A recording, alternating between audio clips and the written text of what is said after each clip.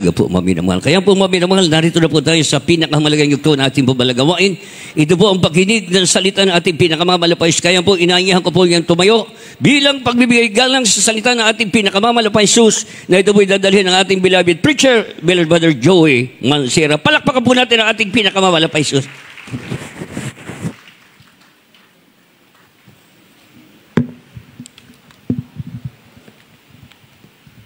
Amen. Praise the Lord. God bless you, my beloved co-preacher, beloved Brother Paul Mansano. Tayo pong lahat ay magkaisang dumalangin. Mapagpala namin Ama Diyos na makapangyarihan sa lahat, sa matamis na pangalan mo, pinakamamahal na Panginoong Yesus. Sa pangunang dalangin ng aming minamahal at kagalang-galang na Pastor Evangelist Wildy Estrada Almeida, your end-time prophet, kami po ay taus-puso nagpapasalamat, O Diyos, sa tagumpay na iyong banal na gawain. Maraming salamat, O Diyos, sa iyong banal na Espiritu. Sa mga oras na ito, bago po sa pakikinig na iyong banal na salita, patawarin mo po kami sa aming mga pagkakasala. Dalangin po namin, O Diyos, ikaw po ang magbigay ng karunungan. Pagpalain mo po kaming lahat. Ito ang aming samot panalangin sa makapangyarihang pangalan ng pinakamamahal na Panginoong Yesus, at sama-sama naming sinasaway, pinapalayas ang lahat ng masamang espiritu ng hadlang. Cast out in the name of our dearest Jesus. Amen and amen. Praise the Lord. Palakpakan po natin ang ating pinakamamahal na Panginoong Yesus. Yung malakas na palakpak para sa ating dakilang Diyos na buhay. Amen. Tayo ay makaupo na, mga minamahal ko, ang pinakamataas sa pagpupuri, pagpapasalamat, pagluwalhati at pagsamba sa ating nag-iisang Diyos, ang ating pinakamamahal na Panginoong Hesukristo. And we give double honor and respect to our dearly beloved and honorable Pastor, Evangelist Wildy Estrada Almeida, the end-time prophet of our loving God. And we will always remember and cherish the precious memories and the blessed teachings of our dearly beloved and honorable Assistant Pastor Lina C. Almeida. To the beloved children, children-in-law, grandchildren, great-grandchildren, to the whole beloved family, lahat po na narito at sa ibang bansa, isang mapagpalang araw po sa lahat ng membro ng pamilya ng ating dearly beloved parents in the Lord. We love you so much. Amen. At we welcome po ating beloved Minister Pods. Hallelujah. Beloved Tina and the family. Hallelujah. Maraming salamat sa ating dakilang Diyos sa maluwalhati niyo pong pagdating. Amen. Praise the Lord. To all saints of God all over the world, ating live webcast viewers, ating mga bisita, pinagpala tayong lahat ng ating dakilang Diyos. Mga minamahal, bagamat sa panahon ngayon ay election period, mga minamahal ko, yun po ang ninanais ng ating mga opisyales na mga tumatakbo na upang sila'y ihalal at sila'y mag-serve, pagserbihan ang ating mga kababayan, mga minamahal ko. Ngunit, spiritually tayo kakaiba, mga minamahal ko. Itong calling and election sure, ito po ang pinanghahawakan natin dahil ang Diyos mismo ang tumawag sa atin. Siya po ang naghalal sa atin, mga minamahal ko. From the book of 2 Peter chapter 1, verse 10, Amen. Praise the Lord. The second book of Peter chapter 1, verse 10, wherefore the rather, brethren, give diligence to make your calling and election sure, for if you do these things, ye shall never fall. Ikalawang Pedro, Kapitulo 1, versikulo 10. Kaya nga mga kapatid, lalong pagsikapan nyo, mga patangtag kayo, sa pagkatawag at pagkahirang sa inyo, sapagkat kung gawin ninyo, ang mga bagay nito ay hindi kayo mga titisod kailanman. Amen. Praise the Lord. Purihin ang ating dakilang Diyos. Kaya nga mga kapatid, lalong pagsikapan ninyo na mga panatag kayo sa pagkatawag at pagkahirang sa inyo, sapagkat kung gawin ninyo ang mga bagay na ito, ay hindi kayo mga titisod kailanman. Mga minamahal, ang paglilingkod natin sa ating mahal na Panginoon, tuloy-tuloy po ito hanggang sa pagbabalik ng ating pinakamamahal na Panginoon. Wala tayong tinitingnan na yung mga pagsupok, palulupaypay, palalamig, mga minamahal ko, ang tinitingnan natin ang ating pinakamamahal na Panginoong Hesus. Narinig po natin ang mga buhay na patuto, ang patuto natin, beloved Lots. Beloved children, mga minamahal ko, talagang nagpapatatag sa akin, bawat isa sa atin, mga minamahal ko. They're perfect good example to us. Kaya yun po ang susundin natin dahil ito'y turo ng ating dearly beloved parents in the Lord na ang pananampalataya natin. Ang sabi po, mga minamahal ko, gagawin natin ang mga bagay na ito na ang pagkatawag at pagkahirang sa atin, mga minamahal ko, kinakailangan panghawakan natin. Ano man ang kaganapan, maging panatag tayo, mga minamahal ko. Wala tayong inaalala. Ang alam natin, malapit na ang pagbabalik ng ating pinakamamahal na Panginoong Hesus. And we continue serving the Lord with all our heart, with all our mind, and with all our soul. Kaya nga, dumadalo tayo ng dumadalo upang ang pananampalataya natin ay lalong lumago dahil ito'y kabilin-bilinan ng ating dearly beloved pastor. Lagi niyan sinasabi, mga minamahal ko, huwag a-absent. Dumalo ng dumalo upang ikaw ay lalong tumatag sa iyong pananampalataya. At tayo naman na nakikinabang, mga minamahal ko, yung mga dumadalo ng dumadalo, mga minamahal, talagang grabing pagpapala, mga himala ang dumarating at ipinapakita ng Diyos. Yung mga nanlalamig, mga minamahal ko, minsan nag-aalinlangan na. Yung iba tumatalikod, mga minamahal ko, yung pagtalikod, nakakatakot na bagay. Yung malaglag ka sa Diyos na buhay dahil nasa end time na tayo, malapit na ang pagbabalik ng ating dakilang Diyos. Konting tiis na lamang dahil pag nagtiis ka, isa ka sa maliligtas sa pagbabalik ng ating pinakamamahal na Panginoon. Napakapalad po natin, ang Diyos mismo. God has chosen us. Hindi po ikaw ang pumili sa Diyos. Siya ang pumili sa iyo. Atin pong basahin from the book of John chapter 15, verse 16. Amen. Praise the Lord. The Gospel, John chapter 15, verse 16. You have not chosen me, but I have chosen you, and ordained you that you should go and bring forth fruit, and that your fruit should remain, that whatsoever you shall ask of the Father in my name, He may give it you.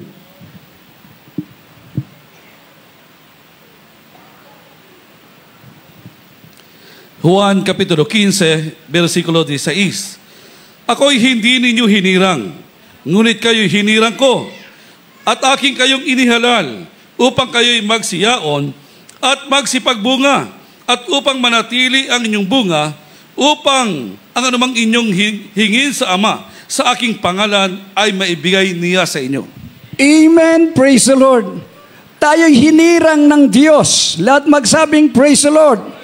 Tayo'y inihalal ng ating pinakamamahal na Panginoon. Ang layunin, upang tayo'y magsiyaon at magsipagbunga. Upang manatili ang inyong bunga, upang anumang inyong hingin sa Ama, sa aking pangalan ay maibigay niya sa inyo. Tinawag tayo. We are called and chosen. Tayo po ang maglilingkod sa Diyos na buhay.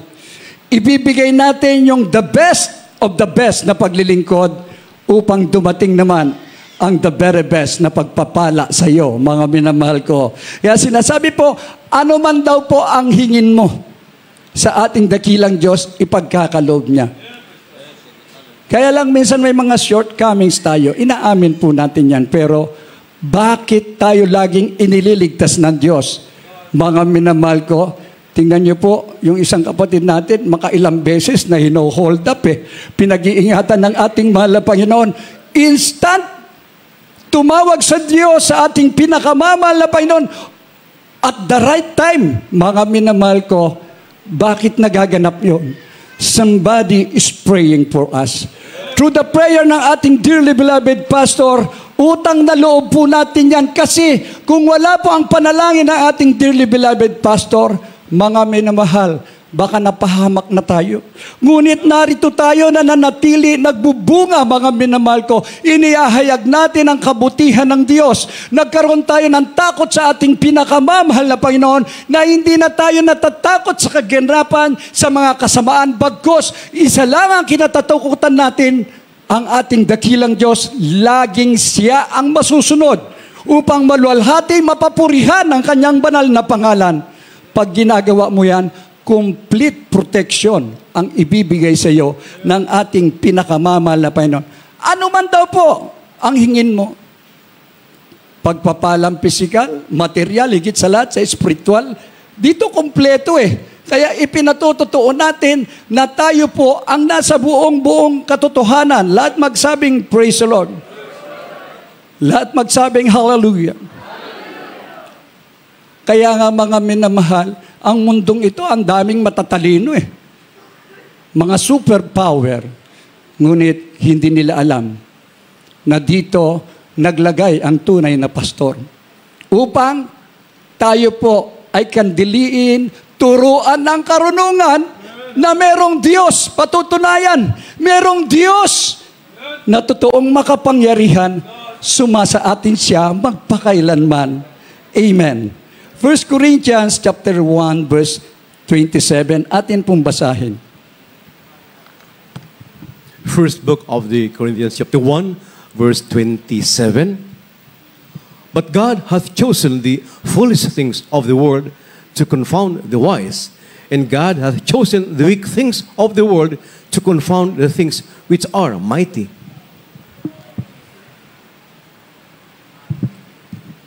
Unang mga taga-Korinto, Kapitulo 1, versikulo 27. Kundi pinili ng Diyos ang mga bagay na kamangmangan ng sanlibutan, upang hiyain niya ang marurunong, at piliin ng Diyos ang mga bagay na mahihina sa sanlibutan, upang hiyain niya ang mga bagay na malalakas. Amen. Praise the Lord. Pinag-uusapan yung mga powerful nation Puro nuclear na lang ang pinag-uusapan. To kill and to destroy. Ngunit dito, malinaw pa sa sikat ng araw, ang salita ng Diyos na ipinapangaral ng ating dearly beloved pastor, bumubuhay siya. Nagbabago ng buhay. Ibig sabihin na susunod ang kalooban ng Diyos, thou shall not kill. Love your enemy and pray for them. Kaya samot-sari na member ng Abu Sayyaf Group, member ng MNLF, member ng mga Communist Party of the Philippines, member ng mga sindikato, mga minamahal ko, nung tawagin sila ng ating pinakamamahal na Panginoong Hesus, nagkaroon ng takot sa Diyos. Ayaw ng kumitil ng buhay. Bagkos, hahayo ako upang makabawi. Daling ko ang marami pang tao upang sila man din ay magmana ng buhay na walang hanggan. Pinag-uusapan po rito yung kabuhayan, hindi kamatayan, mga minamahal ko. Tingnan niyo po, sa mga doctors, mga medical practitioner na nasave po rito, ating beloved brother Dr. Filarca, Romel Filarca, mga doktor siya. Pero mga minamahal ko, very wise Yung karunungan ng Diyos ang kanyang pinanghahawakan. Pagka ikaw yung may sakit at wala kang pananampalataya, reresetahan ka niya. Bayaran mo ako ng professional fee. Pero kung wala ka ng pera at wala ng pag-asa ang sakit mo, siya mismo ang magdideklara. Ito ang paanyaya ng Jesus Miracle Crusade. Si Jesus ang dakilang manggagamot. At totoo po, nagkaroon siya na maraming bunga. Mga mahal ko, bakit? Ay, isa ba namang doktor Mga ihahayag niya, si Jesus, ang dakilang manggagamot. Hindi niya iniisip kung lumiit ang kita niya sa professional fee. Ang mahalaga, tinitingnan niya yung pagtitipon niya ng maraming kaluluwa doon sa langit. Ito ang tunay na kapangyarihan na ating makakamtan mula sa ating dakilang Diyos. Baliktad Dito yung mga bomba, hindi tumatalab Napatunayan yan doon sa Talipaw Sulok Peace Mission. Mga minamahal ko, ang mga armas na mga Abu Sayyaf.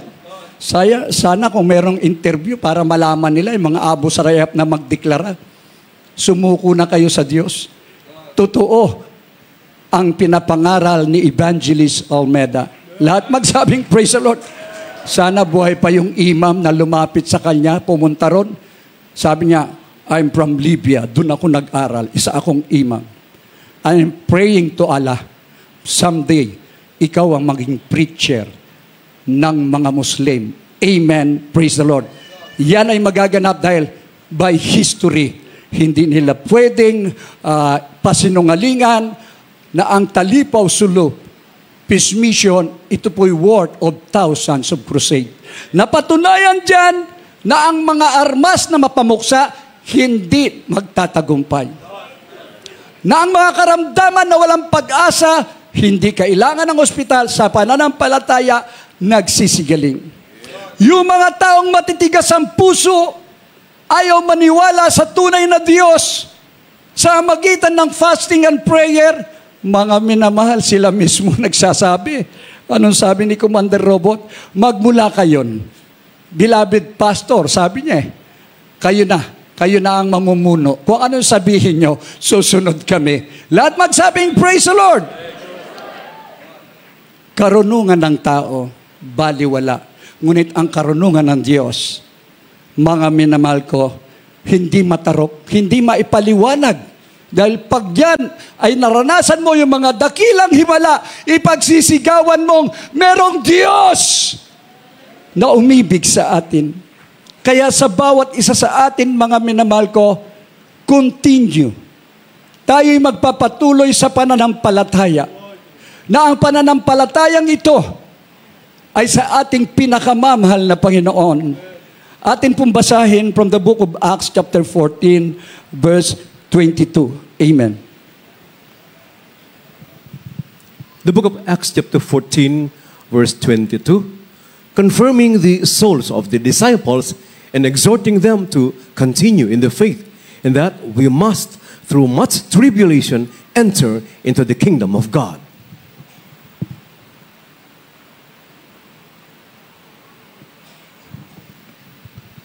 Mga Gawa, Kapitulo 14, versikulo 22, na pinatitibay ang mga kaluluwa ng mga alagad at inaaralan sila na magsipanatili sa pananampalataya at sa pamamagitan ng mga maraming mga kapighatian ay kinakailangang magsipasok tayo sa kaharian ng Diyos.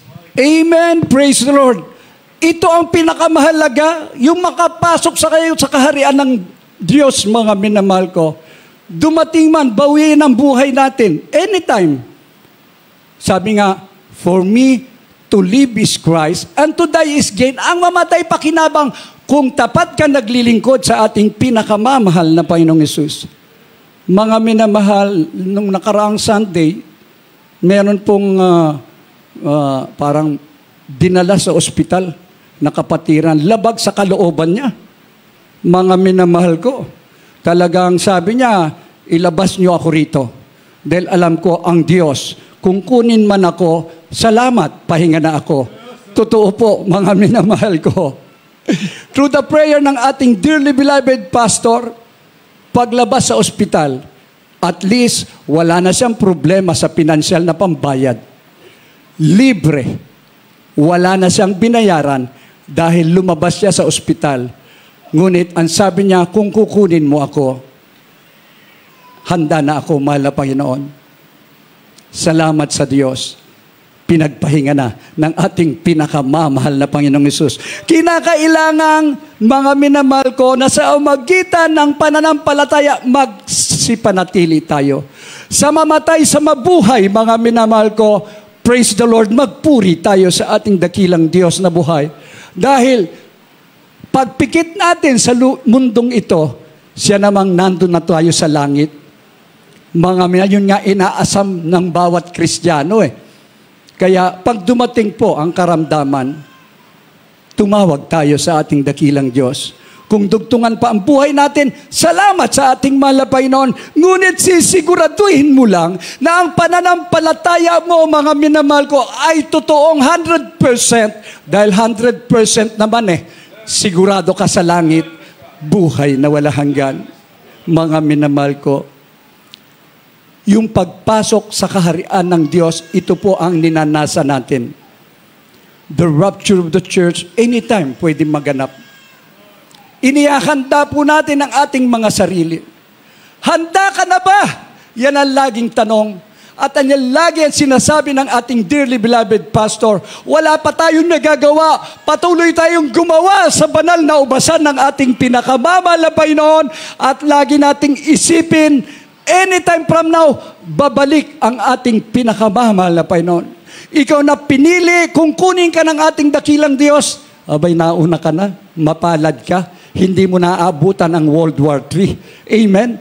At tayo nananalangin, mahal na Panginoon, wag muna. Kung ipahintulot mo ang mga bagay na ito upang tawagin na maraming pang tao.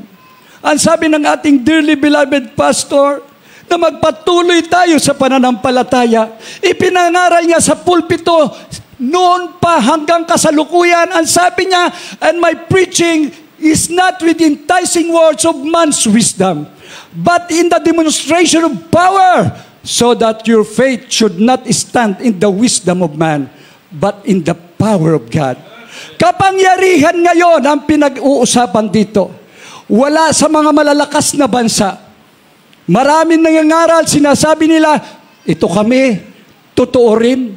Dito 100%, totoong-totoo ang kapangyarihan ng Diyos na ipinapangaral ng ating dearly beloved pastor. Kung nag-aalinlangan ka pa, mga minamahal ko, may mga ilan nagtatanong Our beloved pastor, he's the end-time prophet of God, whether you like it or not, dahil ikaw mismo pinagpapala na mag-alinlangan ka pa. Kaya sa kanyang pangunang panalangin, mga minamahal ko, binabaril ang mga kapatiran, sinasaksak, hindi tumatalab Kaibuti ng Diyos na ating pinaglilingkuran.